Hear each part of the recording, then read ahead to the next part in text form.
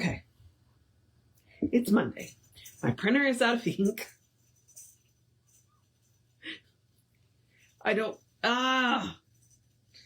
Yeah, I was going to print a couple of things last night and I fell asleep. So it was like, okay, well, I'm going to print them this morning and then my printer's. And Dante is playing with the legs of the table, so the camera angle may or may not last. Because Dante's down there playing with the camera, and then if you hear the jingling, that is Giovanni. He's on the little tower that we bought them, thinking we were getting much smaller kittens.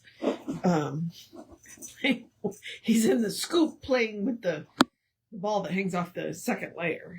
Okay, all right. Dante has moved on, so let's see if the camera angle stays. Yay! All right, good morning, beloveds. Welcome to my Monday morning. Okay, we are doing your spiritual power. Let's do the housekeeping. All the housekeeping is me reminding you we are Creative Life Spiritual Center. The website is creativelife.org. The constant contact email is info@creativelife.org. If you will email that, you will get one email a week, tells you what's going on for the week and the month, unless something unusual happens. We do live in hurricane country. And the hot links are hot. If it says click here now, it means it. It'll take you right to the information of the person that can help you get it. Now, and it is a blind CC, meaning nobody's going to see your email. So you won't end up on anybody else's email list because of us. Now, I'm going to mention the social media just briefly, simply because we don't monetize it. We don't want to deal with the ads any more than you do. So what we ask you to do instead is to like, subscribe, follow, based on which platform you are on, and then engage with the individual posts. So react to the post, comment on the post, share the posts. Bumps us in the algorithms and helps us out. So there is that. Okay. So your spiritual power is a collection of inspirational writings. It says so right there.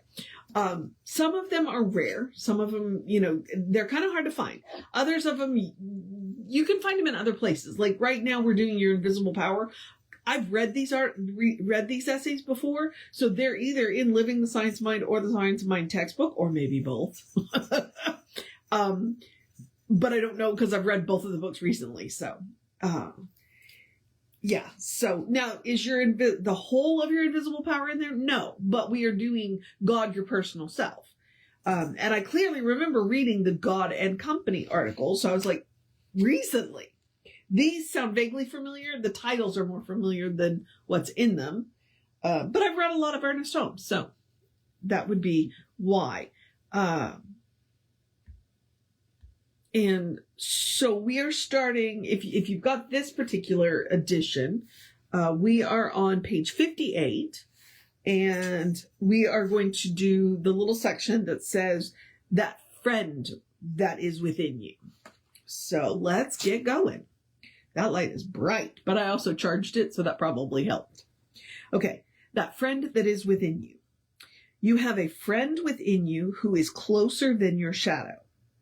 This friend anticipates your every desire, knows your every need, and governs your every act. This friend is the God within your own soul, the animating presence projecting your personality, which is a unique individualization of the living spirit. This friend within you is infinite, since it is a personification of God.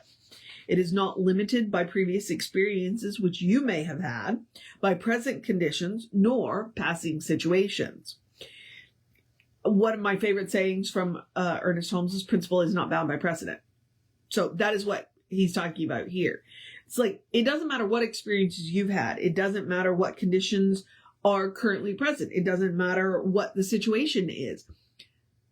Principle is not bound by precedent. God is not bound by precedent. So if you are in the mood to change something, you have the power and the right to change it. I also like that it's a unique individualization of the living spirit. So, all right, back to Ernest. It has no inherited tendencies of evil, lack, or limitation. It has never been caught in the mesh of circumstance. It is at all times radiant, free, and happy.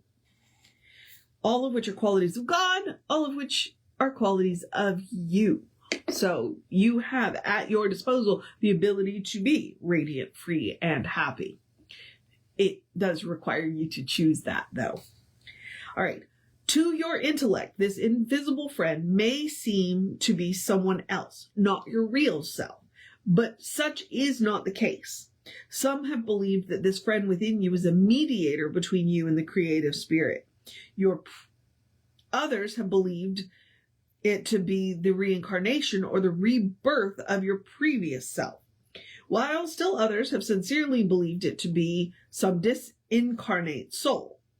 But you are not to accept such beliefs, for the real person within you as a direct personification of the universal spirit. It is your inner, absolute, and perfect self.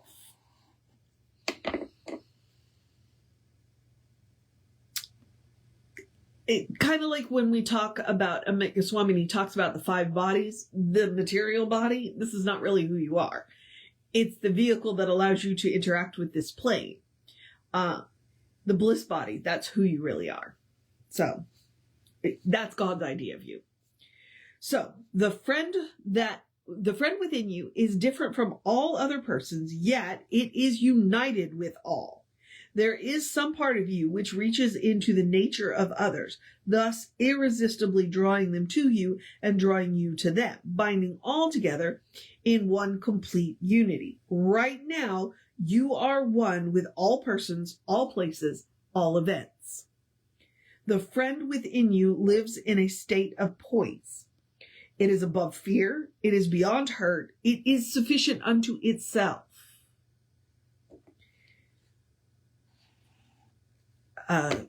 My mom called and she said, "Well, you sound really upbeat and happy."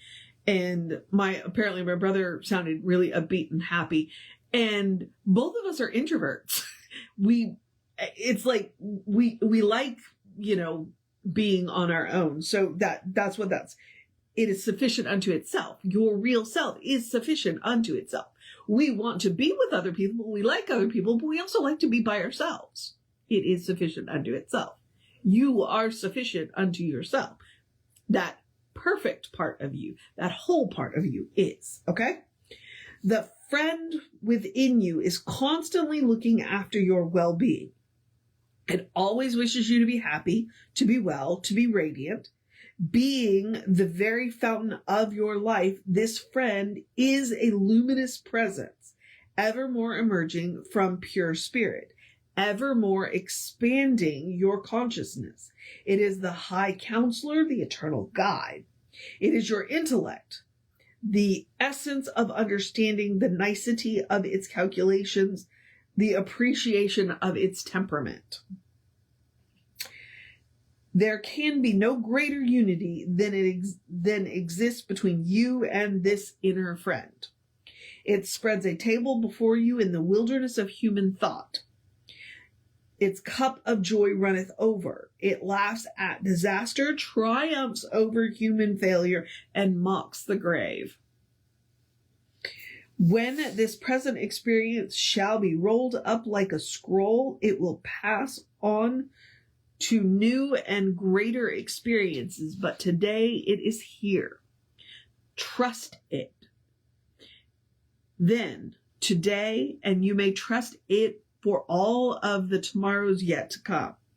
Thus, your tomorrow and tomorrow and tomorrow will be but an expansion of your endless today. Your personality is an outpicturing of the impressions which you have received from this inner friend, this deep personality, this radiant and divine presence whose life is light, whose consciousness is peace, whose presence in power. You are an incarnation of this person, this presence, this power. It's no accident that a lot of times you'll listen to Science of Mind ministers start prayers, start treatments by saying there is one life, there is one power, there is one presence. I am a part of that. I live that life. I am that presence, and that power flows through me. because that's what Ernest is teaching. It's like this inner friend that is the presence within you. You know, there's only one substance in the entire world. I mean, quantum physics will tell you that. Plutonian physics will tell you that. Newtonian physics will tell you that. Einstein physics will tell you that. You know, it all comes down to photons. There's only one substance. That means it's God stuff. It's God stuff. So you are an incarnation of this presence. Are you all of it? No, but you are a part of it. And that right there, you know, if spirit is everywhere, a spirit is present at every point and its circumference is nowhere. That's what we are. All right. Possibly it will be difficult for you to believe that there is such a friend, but it is there at the very center of your being. Rumi says, well, it could be Hafiz. Rumi, closer to you than your jugular vein. But it is there at the very center of your being, directing your thought, causing you to triumph over every defeat. For it is an unconquerable hero. It who keeps silent watch within you lifts your consciousness to the realization that you are forever protected, forever safe, forever perfect. The friend within you. Okay. I'm going to stop there because otherwise it would be, you know, just too much. We've got 2 more sections. We've got the healing presence within you and the peace that is within you. And I'm going to say, I'm thinking maybe he recycled the titles, not necessarily the essays. Because I'm like, I've seen these titles before, but I don't remember them being quite that intense. Because this is definitely intense. He is making a case for who you are. He is making a case for the fact that, you know, that God is within you. It's like when we are busy searching outside, we're missing the point. If you want to meet God, go within. All we've got outside are guideposts. And if they are not pointing within, then they are pointing you in the wrong direction. We spend so much time out there. It's like, no, within. And I like the fact that Ernest is using friend. Because we can get caught up in this idea that God is this great accountant in the sky and that God is constantly judging us. Well, no. As Ernest likes to, or not Ernest, but as Jesse likes to remind us, God can't judge us because God can't step outside of itself. We are within God. So God isn't going to judge us. There's no point, no way, no, you know. So, and I don't know why, but when he said that, it just, well, no, I do know why. It made me feel better. You know, I never believed in the great accountant in the sky, which makes it easier for me to buy into the friend within. Because I've always believed that God was a friendly presence. Why would God have created us if God didn't want us, you know, to be happy? I never believed God wanted us to suffer. I just looked around at nature and was like, most of the suffering in nature has been created by us. Yeah. So, I couldn't believe in a God that created us to suffer. So I like the friend within. I believe in the friend within. I like to access the friend within. And that, my friends, is the point of regular spiritual practice. To access that friend within. And to be that radiant, joyful, happy. So, peaceful. I'm not going to go with the poised because I'm just awkward.